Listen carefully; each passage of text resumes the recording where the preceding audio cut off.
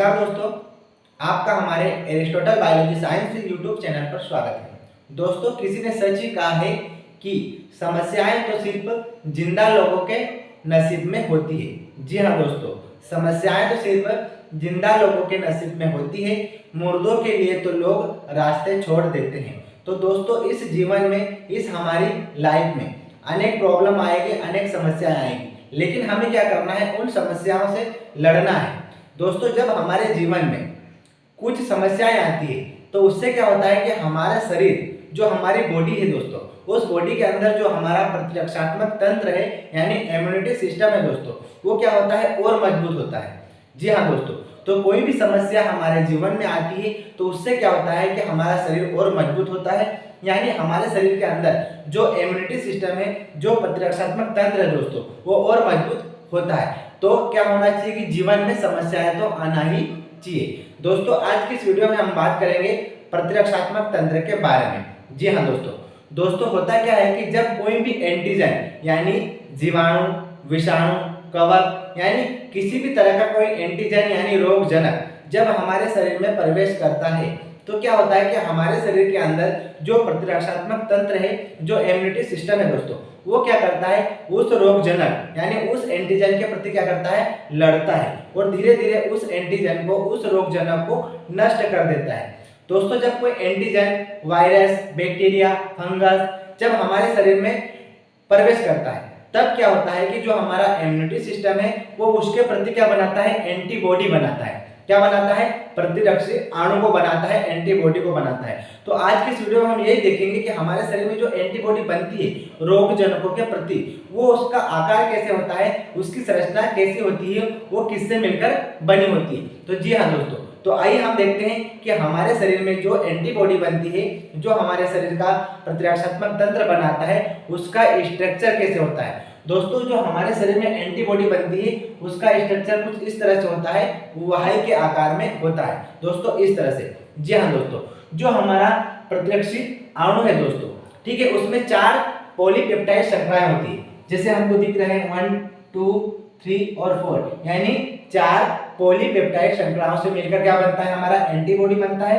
प्रतिरक्षी अणु बनता है। अब दूसरी बात ये है दोस्तों कि जो ये प्रतिरक्षी अणु है ये बनता किससे है, तो ये एक प्रकार के प्रोटीन से बनता है। उस प्रोटीन का नाम है दोस्तों इम्यूनोग्लोबिन प्रोटीन। क्या नाम है दोस्तों, इम्यूनोग्लोबिन प्रोटीन। तो हमें याद रखना है कि हमारे शरीर का जो प्रतिरक्षी अणु है वो इम्यूनोग्लोबिन नामक प्रोटीन का बना होता है। अब अगली बात हमें याद रखना है दोस्तों कि इसमें 4 पॉलीपेप्टाइड श्रृंखला होती है।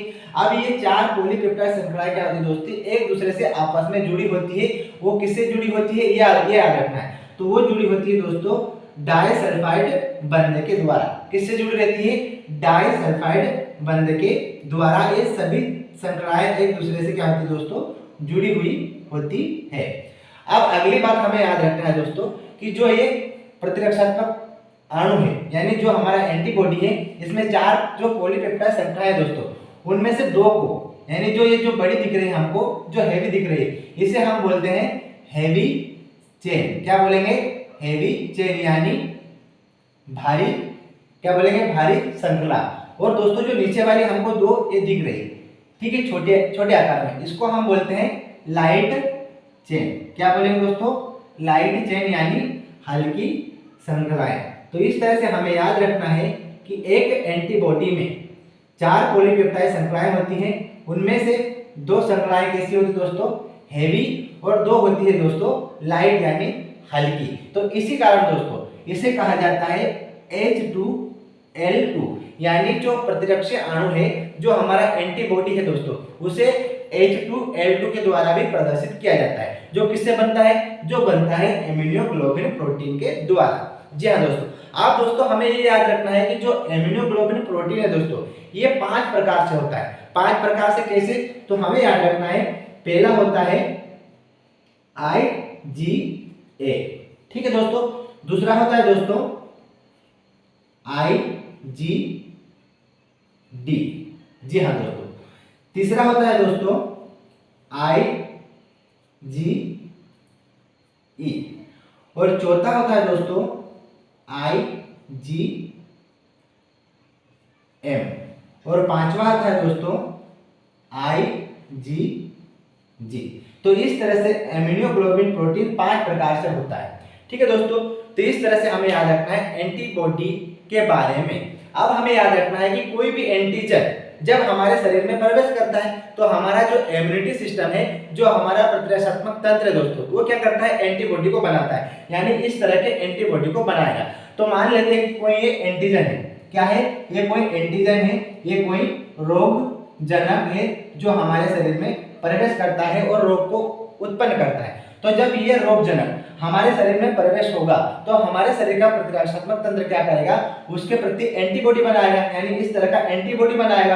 तो ये एंटीबॉडी क्या करता है दोस्तों कि इस रोग जनक से, वायरस से, बैक्टीरिया से, फंगस से क्या करता है, जुड़ता है। तो जुड़ता कैसे, कुछ इस तरह से दोस्तों। हमें याद रखना है कि इसमें क्या होता है, एंटीबॉडी में कुछ एक्टिव जोन होता है। जैसे ये क्या है, एक्टिव जोन। हमें याद रखना है कि एंटीबॉडी के अंदर एक्टिव जोन होता है और एक्टिव जोन क्या करता है दोस्तों कि एंटीजन यानी रोग जनक से कुछ इस तरह से क्या होता है दोस्तों, जुड़ता है, कुछ इस तरह से वो जुड़ता है और इस एंटीजन को क्या करता है दोस्तों, धीरे धीरे वो नष्ट कर देता है, खत्म कर देता है। तो इस तरह से हमें याद रखना है प्रतिरक्षी अणु के बारे में, एंटीबॉडी के बारे में, जो हमारा प्रतिरक्षात्मक तंत्र बनाता है। तो आई होप दोस्तों आपको मेरी बात समझ में आई होगी। दोस्तों अगला वीडियो हम जल्दी अपलोड करेंगे, क्योंकि हमें खेद है कि आपके जो काफी समय के बाद में हमने एक वीडियो ये अपलोड किया है। तो अब ऐसा नहीं होगा, आपके लिए वीडियो कंटिन्यू आते रहेंगे और आपकी एग्जाम तक हम आपके लिए पूरे वीडियो अपलोड कर देंगे, यानी पूरा कोर्स आपका हम कंप्लीट करवा देंगे। तो आई होप दोस्तों आपको मेरी बातें समझ में आई होगी दोस्तों। धन्यवाद।